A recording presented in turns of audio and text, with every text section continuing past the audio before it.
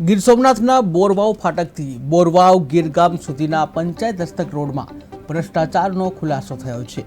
કિસાન ક્રાંતિ ટ્રસ્ટના મહામંત્રી વિજયભાઈ હિરપરાએ 1 કરોડ 20 લાખ રૂપિયાના ખર્ચે બનેલા સ્ટેટ હાઈવેમાં મોટા ખાડા પડવાના મામલે ઉચ્ચ કક્ષાએ લેખિત રજૂઆત કરી।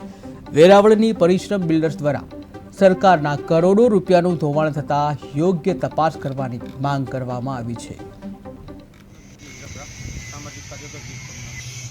આજથી 2 પહેલા તાલાળાથી બોરવાવ રસ્તાનું કામ મંજૂર થયેલ, જે કામ 1 કરોડ ને 20 લાખનો ટેન્ડર હતું, જે આપણા ધારાસભ્ય ભગવાનભાઈ બારડનું પરિશ્રમ બિલ્ડર છે એને આપવામાં આવેલ।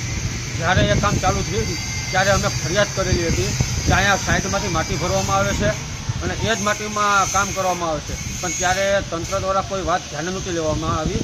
આજ રોજ ત્યાં તાલાળાથી લઈ તાલાળા ફાટકથી લઈને બોરવાવ સુધી રોડ ખોદવામાં આવે છે। ખાડા પડી ગયા છે 2 મહિનાની અંદર।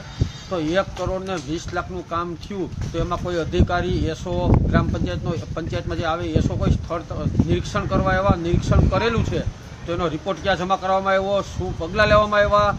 કે ધારાસભ્યનું કામ છે એટલા માટે કોઈ બોલતું નથી। આ રોડ અત્યારે તદ્દન ખોદી અને પાછી સાઈડ ભરવામાં આવે છે। તો આ જે મોટો ભ્રષ્ટાચાર થયો છે આની ઉપર તપાસ થવી જોઈએ અને આવી એજન્સીઓને બ્લેકલિસ્ટમાં નાખવી જોઈએ એવી ખેડૂતોની માંગણી છે। હજી આવનાર 6 મહિનાની અંદર ઘણા રસ્તાઓ મંજૂર થયા છે। બધી જગ્યાએ આમ જો ભ્રષ્ટાચાર થાય તો ખેડૂતો લોકો શું કરશે? વિદ્યાર્થીઓને સ્કૂલે જવામાં તકલીફ પડે છે। આ રોડમાં તો મોટો ભ્રષ્ટાચાર છે અત્યારે, જેની તપાસ કરવામાં આવે અને ખેડૂતોને અને લોકોને યોગ્ય ન્યાય આપવામાં આવે એવી અમારી માંગણી છે। નમસ્કાર, હું છું વિજય હિરપરા। આજ રોજ જે 2 મહિના પહેલાં બોરવાવથી તાલાળાથી બોરવાવનો જે એપ્રોક્સ રોડ બનાવવામાં આવ્યો, એ રોડ 1 કરોડ ને 20 લાખમાં કામગીરી ચાલુ કરવામાં આવી હતી, જેમાં મોટો ભ્રષ્ટાચાર થયો છે। પરિશ્રમ એજન્સી દ્વારા આજ રોજ આ રોડના ખાડા બુરીને ફરી સાઈડો ખોદવામાં આવી છે અને મટીરિયલ એવું વાપરવામાં આવ્યું છે કે જાણે ખાલી આને ઢાંકવા પૂરતું નાખો એ રીતનો આ રસ્તો બનાવેલ છે। તો આ એજન્સીને આની પહેલાં પણ અમે ફરિયાદ કરી હતી જ્યારે રસ્તો બનતો હતો ત્યારે।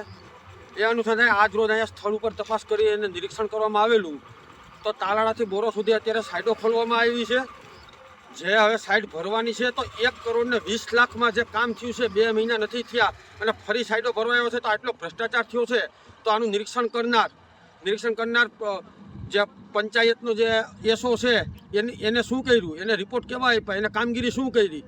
આ મોટો ભ્રષ્ટાચાર છે। આની ઉપર કાયદેસરની કાર્યવાહી થવી જોઈએ, તપાસ થવી જોઈએ, આ લોકોની એજન્સીને બ્લેકલિસ્ટમાં નાખવી જોઈએ એવી માંગણી સાથે અમે અત્યારે આ જે ચાલુ કામ છે ત્યાં અત્યારે જોઈ રહ્યા છે। જેસીબી પણ આગળ લઈ જવામાં આવ્યું છે, આખો રોડ ખોદી અને આવી રીતે કામગીરી દર્શાવવામાં આવી છે અને આ સાઈડો ભરવાની છે।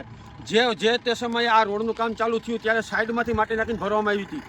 1 કરોડ ને 20 લાખનું જે ટેન્ડર પાસ થયું છે એમાં મોટો ભ્રષ્ટાચાર થયો છે, એની ઉપર તપાસ થવી જોઈએ અને કાયદેસરની કાર્યવાહી કરવામાં આવે એવી અમારી માંગ છે।